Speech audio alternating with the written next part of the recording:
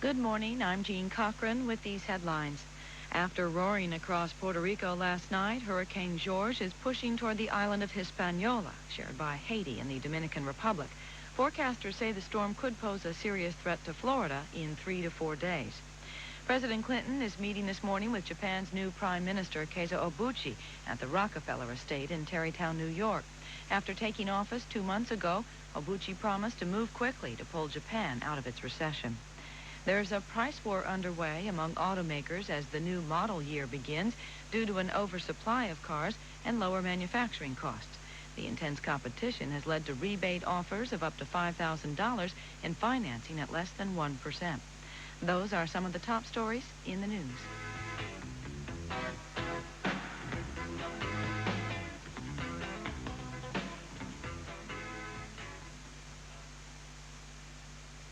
When the Federal Writers Project set out to document the stories of America's last surviving former slaves in the 1930s, hundreds of written and recorded conversations recalled the brutality of slavery and the thoughts of those who lived through it.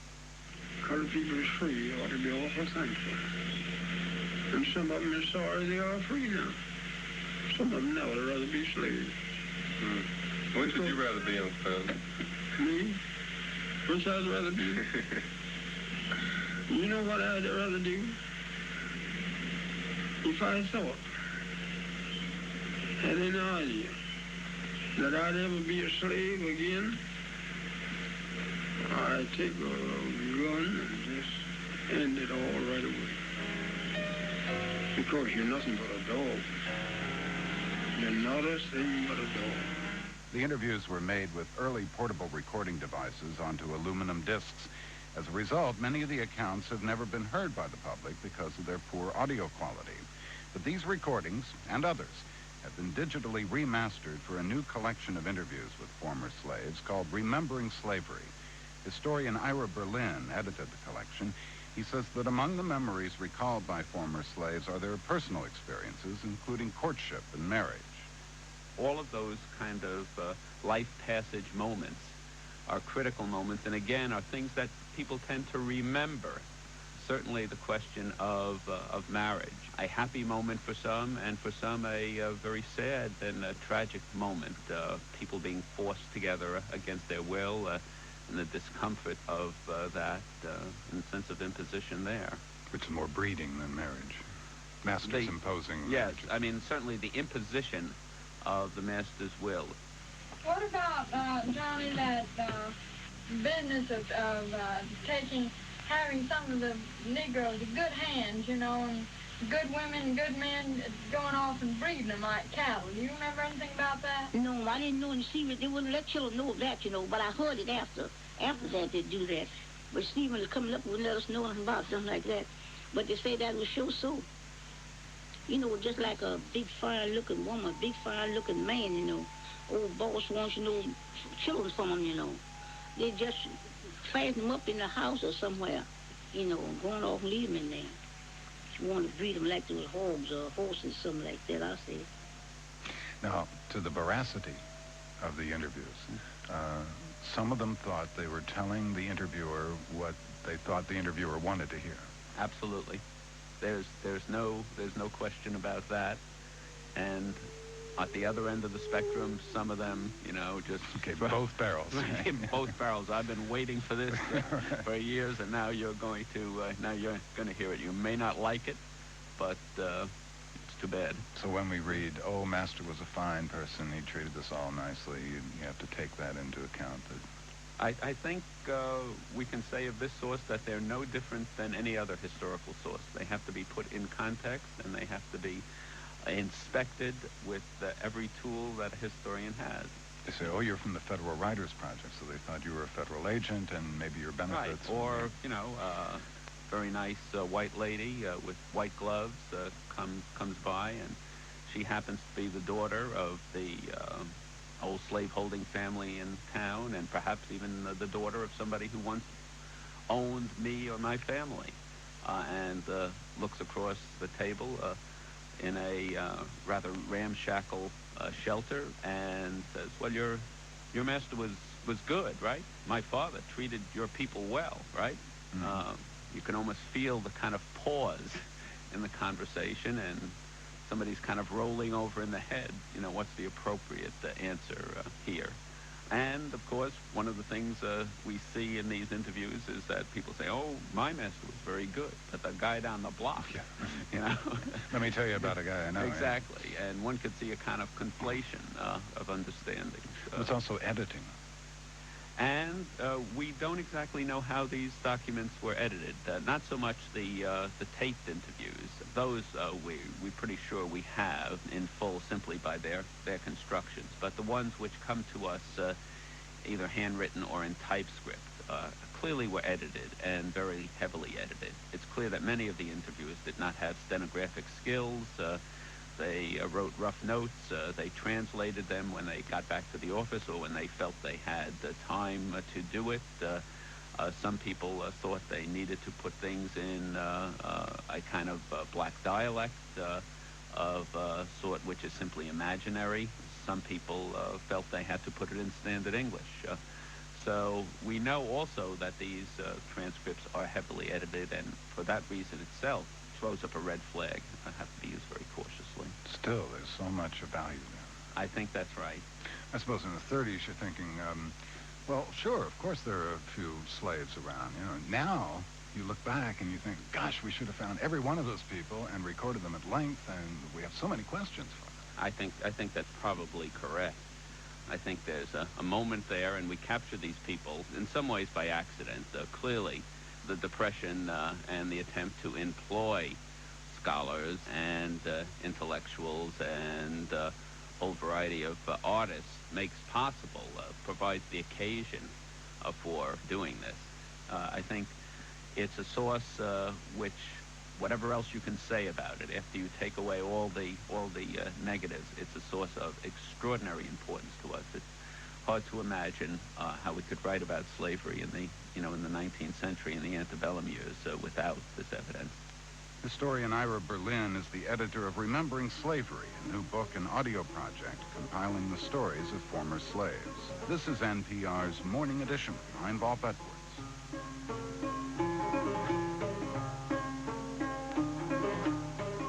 NPR is solely responsible for this program. Tapes and transcripts of Morning Edition are available. Call toll-free 1-888-NPR-NEWS. Toll-free 1-888-NPR-NEWS.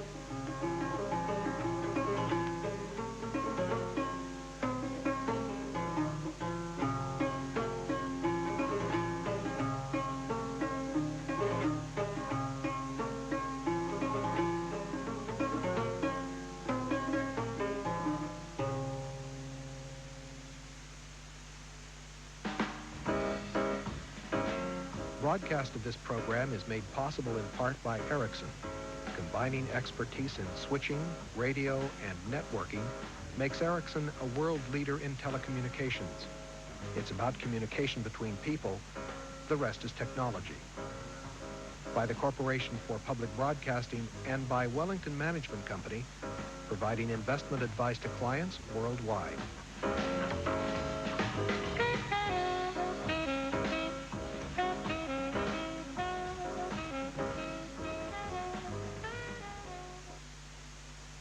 This is NPR Worldwide on the Armed Forces Radio Network.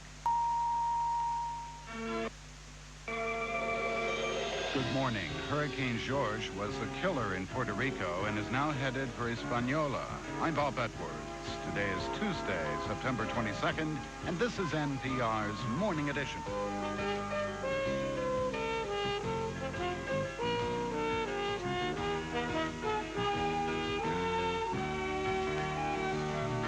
South Africa's President Nelson Mandela is visiting Washington today. The Prime Minister of Singapore today addresses the U.S. Chamber of Commerce. An experiment today in France. Cars are banned from the central districts of 35 cities. The government hopes to make it an annual event. Indonesian officials are questioning former President Suharto about money he may have stashed in foreign bank accounts. And today is the birthday of Tommy Lasorda. He's 71 years old. The news is next. From National Public Radio News in Washington, I'm Nora Rahm. Puerto Rico got a pounding from Hurricane George overnight, and the Dominican Republic is getting ready to be next. Lieutenant Peter Martin of the U.S. Coast Guard in San Juan says the worst may be over now. We're not experiencing anything like the strong winds we had earlier. Most right now is, I think, pretty much just rain and such. With winds of 110 miles per hour, George is one of the most powerful hurricanes the Caribbean has seen in years. Several 100,000 residents of Puerto Rico have been left without water. Electricity is out on most of the island as power lines dangle in the streets.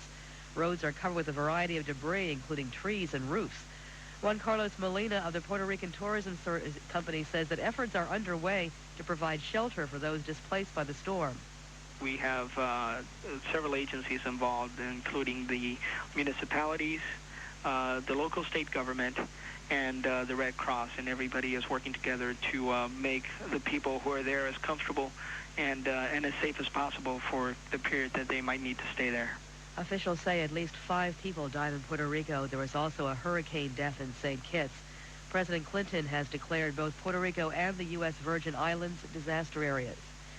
Members of the House Judiciary Committee are sifting through the evidence compiled by independent counsel Kenneth Starr against the president.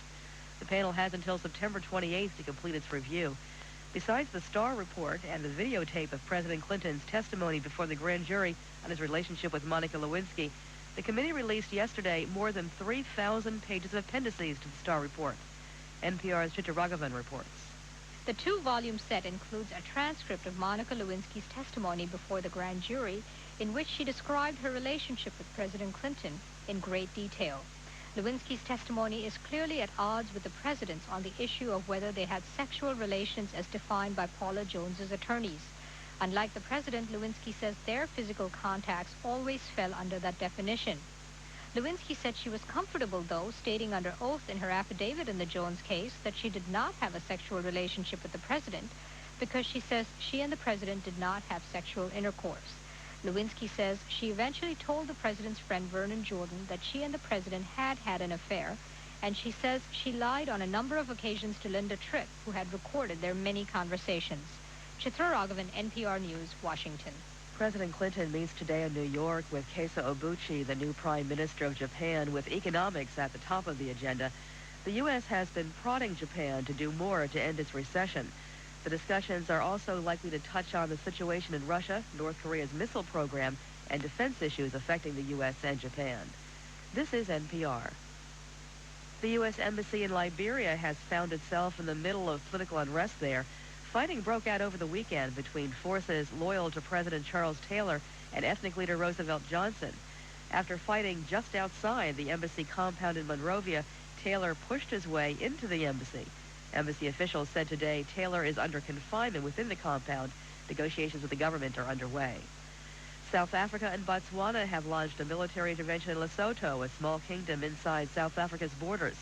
Reports say the troops were brought in at the request of the government to put down a coup attempt.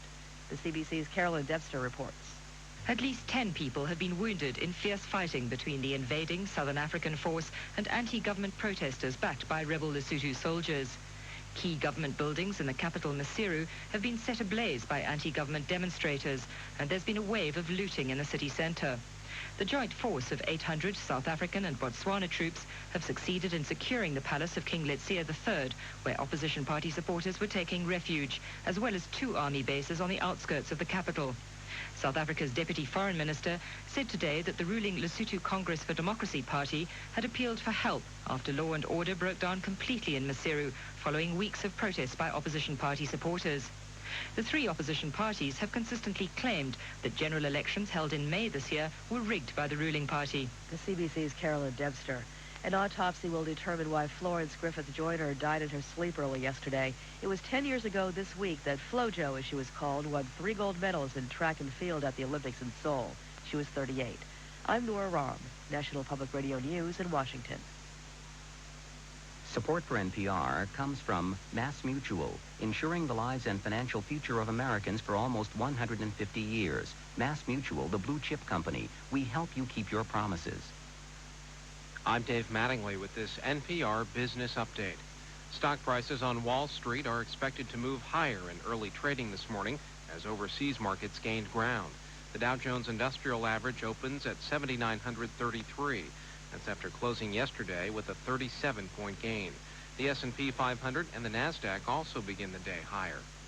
The dollar was higher in Tokyo trading today. The dollar is higher against major European currencies. Gold prices are lower. Bloomberg's Mark Barton has more financial news from London. UK stocks are putting on a strong performance after a rebound in Asian and US markets. Investors are snapping up shares that have been battered by 3 days of declines.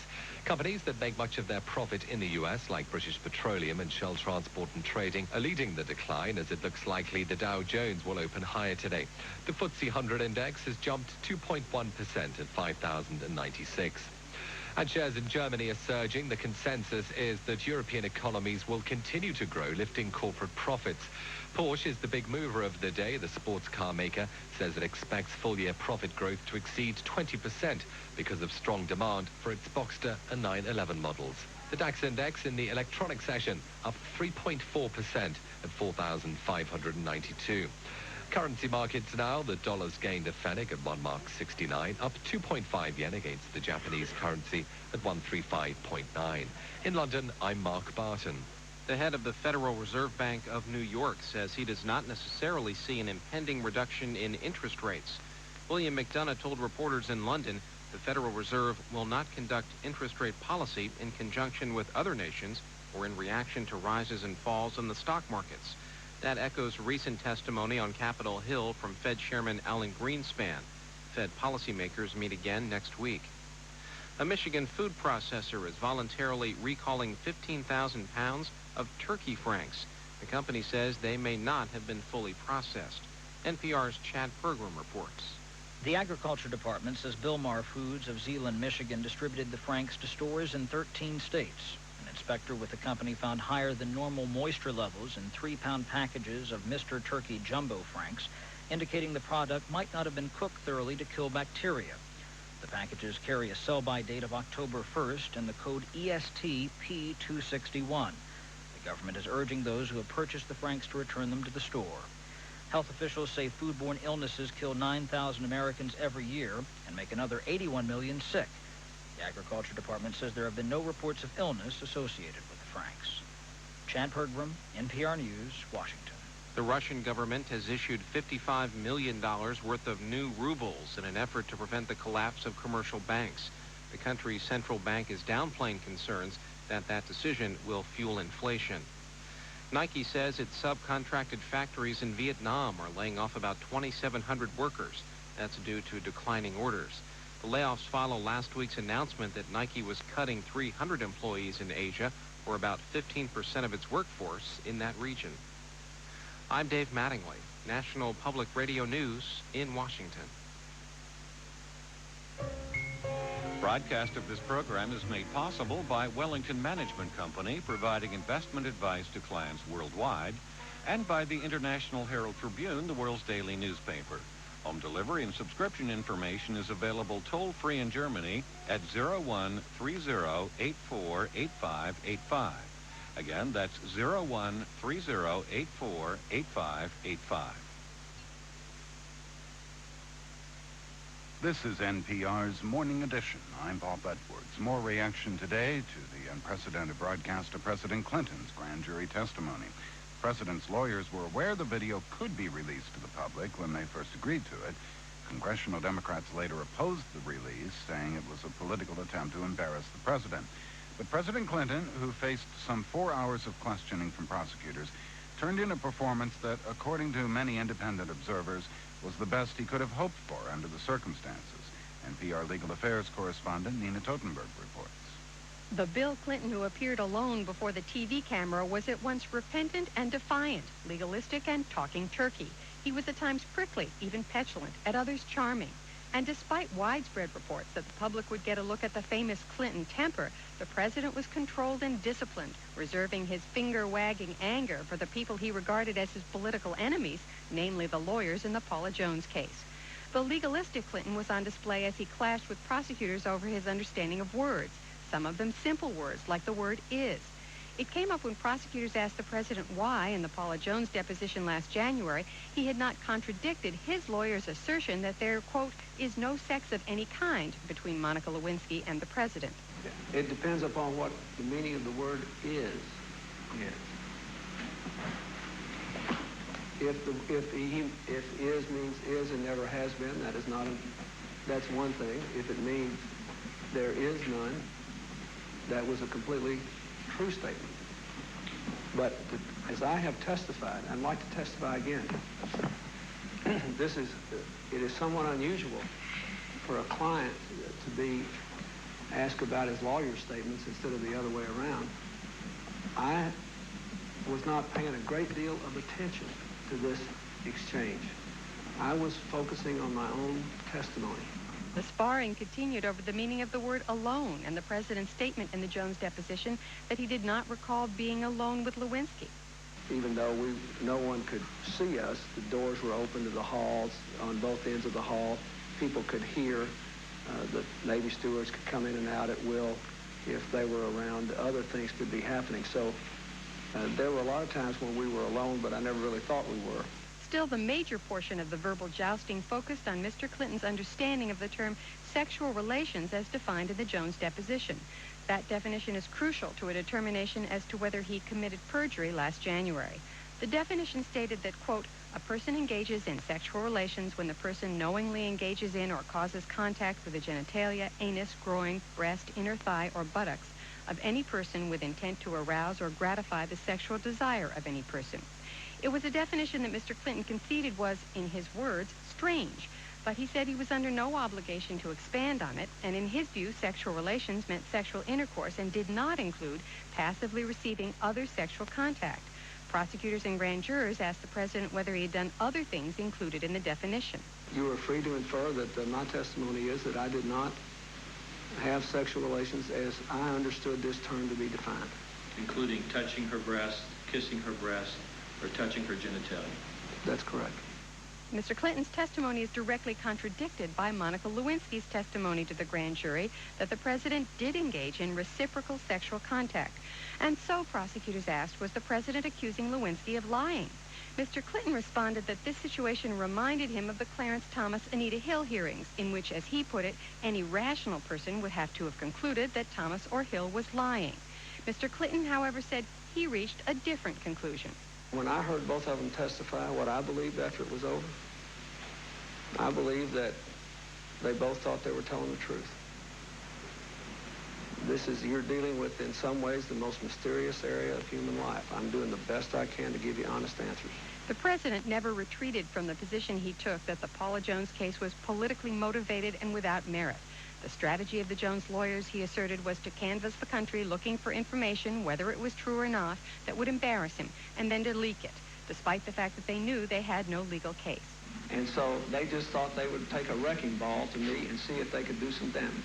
Faced with these tactics, Mr. Clinton maintained he did not have to be a helpful witness or to volunteer information.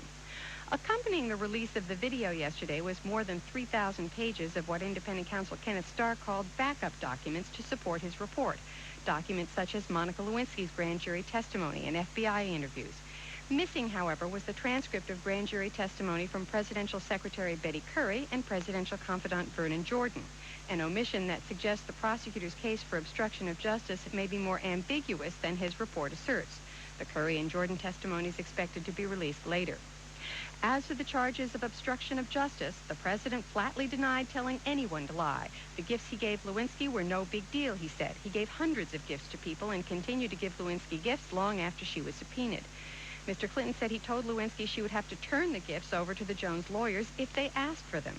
He denied having anything to do with his secretary picking up the gifts from Lewinsky and keeping them for the former intern. Finally, the president maintained that when he called his secretary into his office the day after the Jones deposition and made a series of statements to her, he was not trying to coach her. At the time, he said he had no idea that independent counsel Starr was investigating, and his only worry was what would come out in the press. Reaction to the president's videotaped testimony was mixed and often predictably partisan. But privately, many Democrats said that calls to their offices turned around dramatically from against the president last week to supporting him after the airing of the video. And a variety of independent observers said the president had acquitted himself well.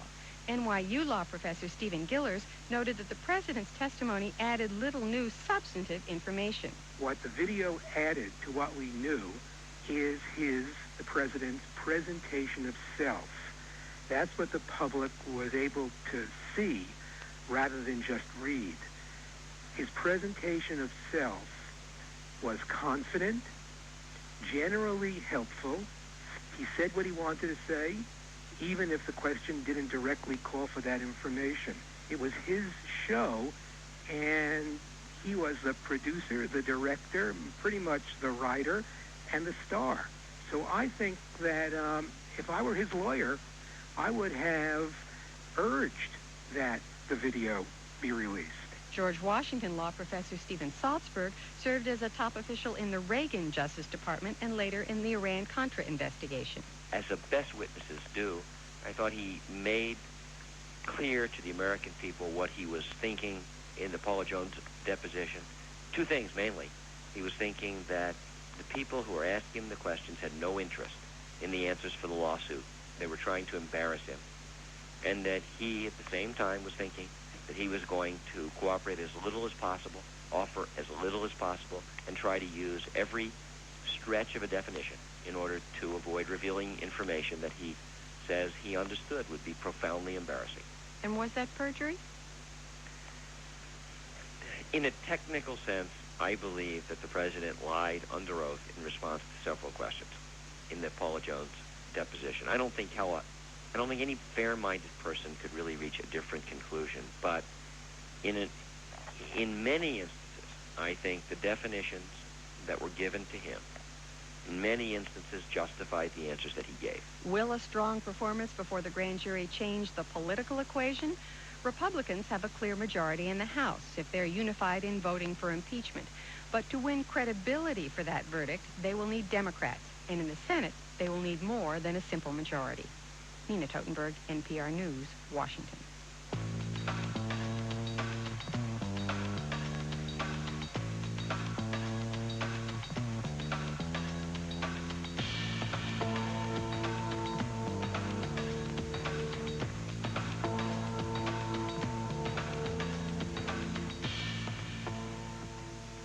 The time is 19 minutes past the hour. I'm Linda Wertheimer. We know you have a lot to do today, and we know it would be asking too much to expect you to keep track of everyone else in the world and what they're up to. So the staff of All Things Considered is prepared to offer you a deal. Tune in on your way home, and we'll bring you up to date on what happens today. You do your job, we'll do ours. And be sure to join us for NPR's All Things Considered.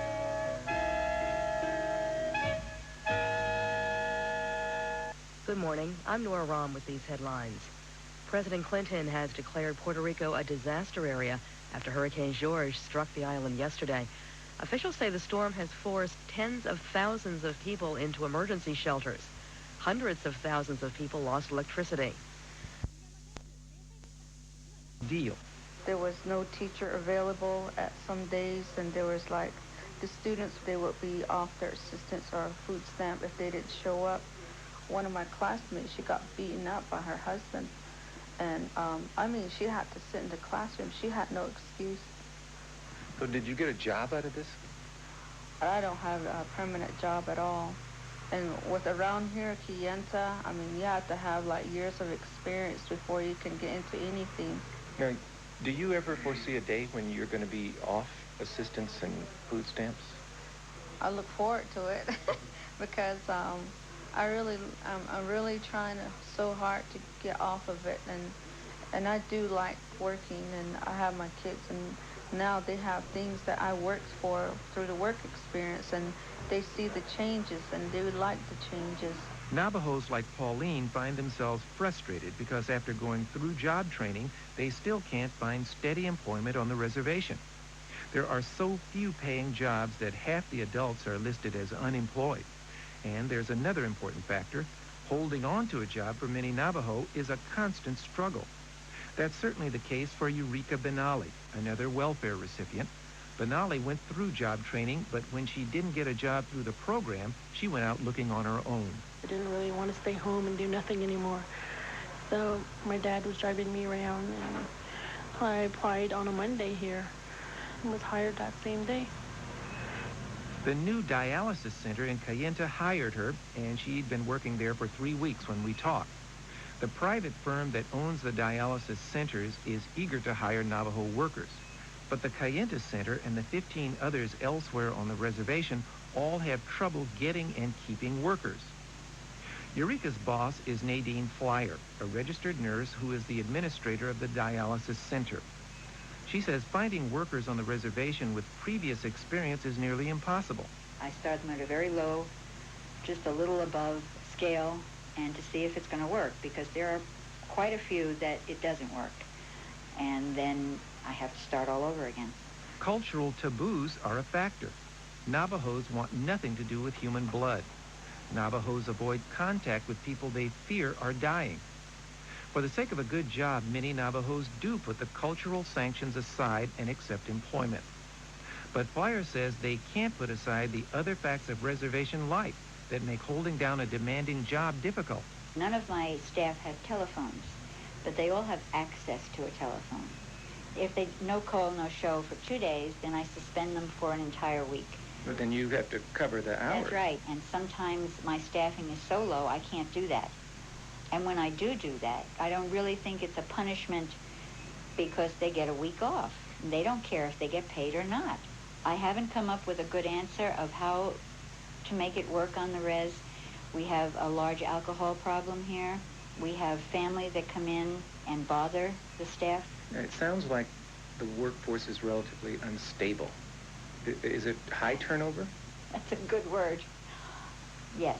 What I have discovered is the Navajo cherish the family above everything else. And if something is going on with the family, that comes first, not the job. That's certainly the experience of Eureka Benally.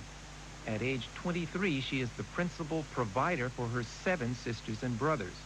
Her mother lives in Phoenix and her father can't work because of a disability. Eureka works 3 days a week, but still qualifies for assistance. She can't feed 7 children and 1 adult on her $130 a week salary. Nevertheless, holding on to the dialysis center job, she says, is a struggle. My dad's car gave out a few weeks ago, so while I was opening, which means I would have to be here at 4:30 in the morning, leave from my house about 3 in the morning, so I'd be up at 2 o'clock getting the kids' clothes ready, trying to figure out what they're going to have. Mostly they've been living on cold cereal, and my dad's been good. He's been cooking for the kids in the morning. And then there's free lunch at the chapter, at our local chapter house, and they eat there in the afternoon, and then I get home and cook, so it's okay. So you got docked for a day, right? You got docked a day's pay. Yeah. She gets after you for being late. Keep in mind that Eureka Benally is what passes for a success story. She's motivated, capable, and has landed a job in the private sector where jobs are rare. Half of the jobs on the reservation are government-related. That's much higher than in the outside world. Harvey Butler, a tribal government official himself who works with the job training program, says often it's the tribe, which is a principal employer, that makes it hard for aid recipients to get jobs. If we train a person, if we take a person who is on welfare and we train a person for 6 months into a position, at that 6 months' time, we'd like to hire that person into that position.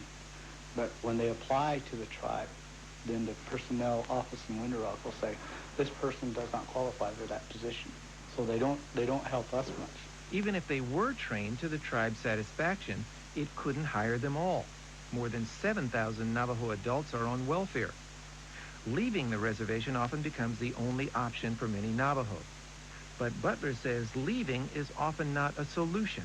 We sent around 40 people down to New Orleans for the welding, the shipbuilders down there, and all of them came back after a few months. We interviewed them and said, why did you leave that good high-paying job down there? And they go, well, I miss my people, I miss squaw dances, didn't have my traditional ceremonies, I couldn't go to the medicine man, things like that. So there's a lot of ties back here. But then at the same time, you know, there's no job, so what can you do? The economies of the reservations are so distressed that Congress provided an exemption under the welfare reform law. Reservations like the Navajo that have more than 50% unemployment get more time to strengthen their economies before the more punitive measures kick in. For NPR News, I'm William Drummond. Tomorrow, Indians who have beaten the odds and built successful businesses where MBAs fear to tread.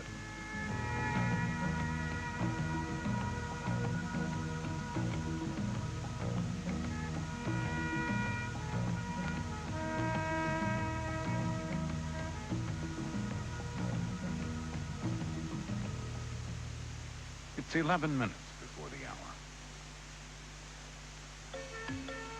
hour. I'm Ray Suarez. It used to be that the elderly lived with their families. Today, the nursing home is taking over that role. I have been in this room now for over 5 years. I realize this is my last home. Lifetime care. We'll look inside America's nursing homes, plus the Asian economic contagion infects Latin America, all coming up on the next Talk of the Nation from NPR News.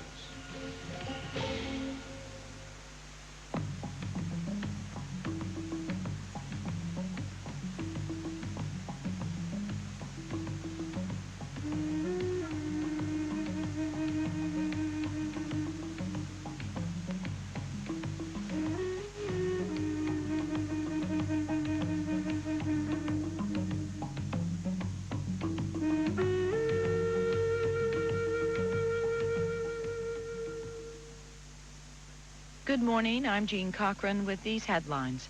The House Judiciary Committee is likely to meet again in closed session this week. The panel must decide how to handle 16 boxes of additional evidence submitted by the independent counsel and whether to proceed with an impeachment inquiry. Florence Griffith Joyner, the fastest female sprinter, died in her sleep at her home in Mission Viejo, California. She had a history of heart trouble. A decade ago this week, Griffith Joyner won 3 gold medals at the Seoul Olympics. She was 38. Foods rich in potassium may help reduce the risk of stroke, especially in people with high blood pressure. That according to an 8-year study published today. Such foods include bananas, tomatoes, spinach, and oranges. Those are some of the top stories in the news.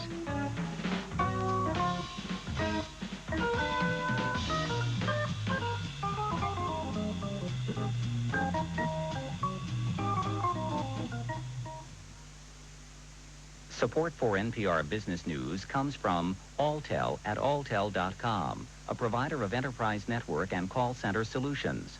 Alltel, always more than you thought. Now with today's business report, here's NPR business correspondent Jack Spear. Good morning. One day after President Clinton's videotaped grand jury testimony sent Wall Street into a temporary tailspin, stocks are higher in early trading today. Shortly after the opening bell in New York, the Dow Industrial Average is up 50 points at 79.86. Stocks are also higher in Europe today, and stocks closed higher in Tokyo as President Clinton and Japan's Prime Minister Keizo Obuchi prepare to meet today in Tarrytown, New York. The two leaders are expected to discuss Japan's current economic problems, including a still unresolved plan to bail out the country's troubled banks. Wall Street is preparing for what could be its first major round of layoffs in years. According to the Wall Street Journal, firms including Merrill Lynch and Solomon Smith Barney are likely to begin issuing pink slips. Merrill Lynch is expected to lay off as many as 500 workers. Cuts at Solomon could total up to 5% at some departments. Neither firm is confirming the number of layoffs or saying where those cuts would be made.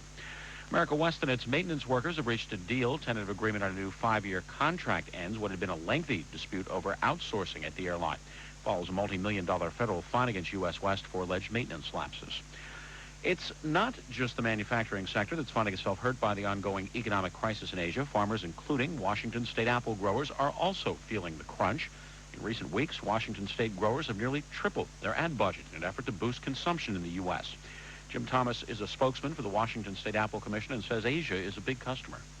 About 55% of all of our exports go to Asia and about 30% to Latin America. So between those two regions of the world, you're looking at about 80% of our crop. That's a lot of apples. It is a lot of apples. It's roughly 30 million boxes a year.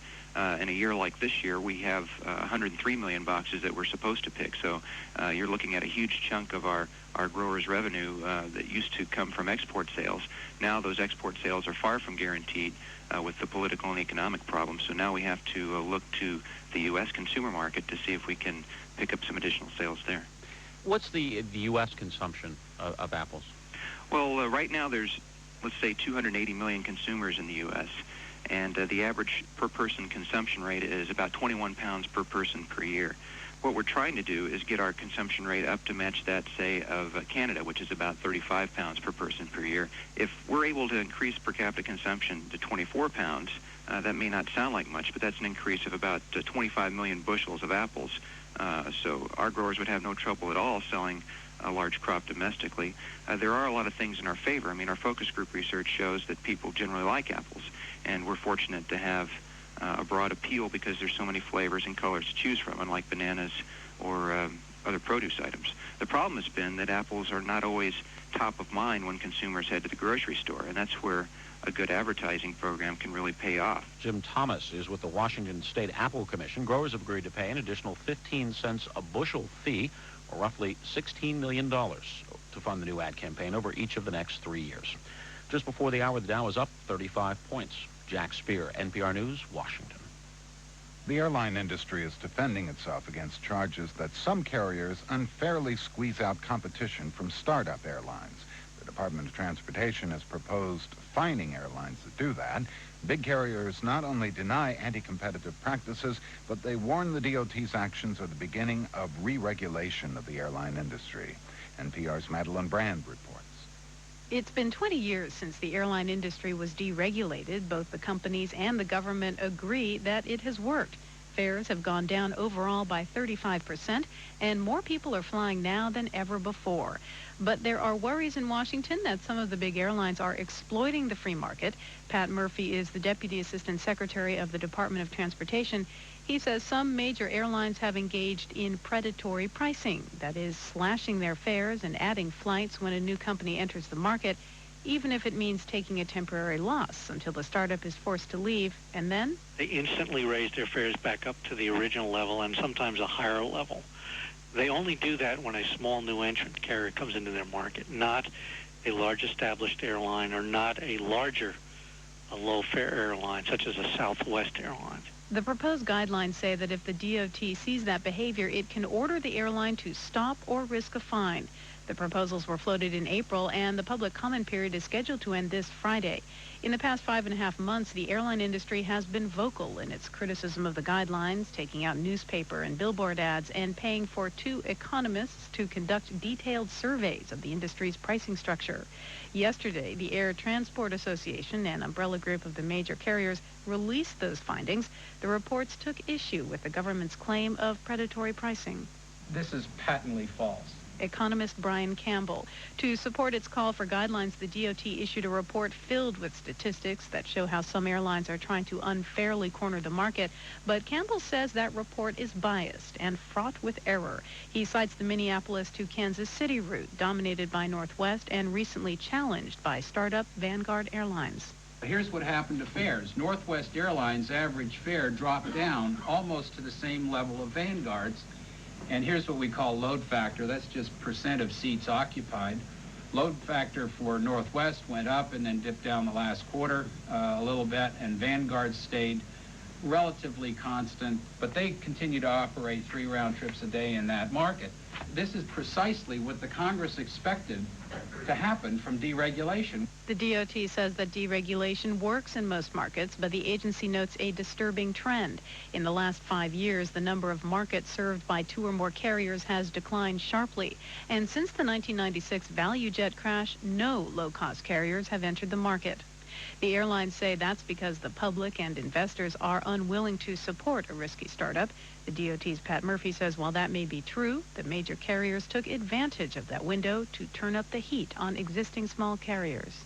And as we talk to entrepreneurs who are always anxious to come into the airline industry, they advise us that it is the carrier's behavior as much as anything today that gives them pause about entering the market. Experts from across the spectrum will be in Washington this week for a 2-day conference on deregulation, an assessment of how the industry has changed in the last 20 years, and whether the government is right in trying to force the big airlines to show some restraint in the marketplace. Madeline Brand, NPR News, Washington. This is NPR's Morning Edition. I'm Paul Bedworth. Broadcast of this program is made possible in part by Ericsson, developing telecommunications solutions for customers in more than 130 countries throughout the world. It's about communication between people. The rest is technology. And by Volvo Tourist, Diplomat, and Military Sales. For over 40 years, Volvo has offered a variety of purchase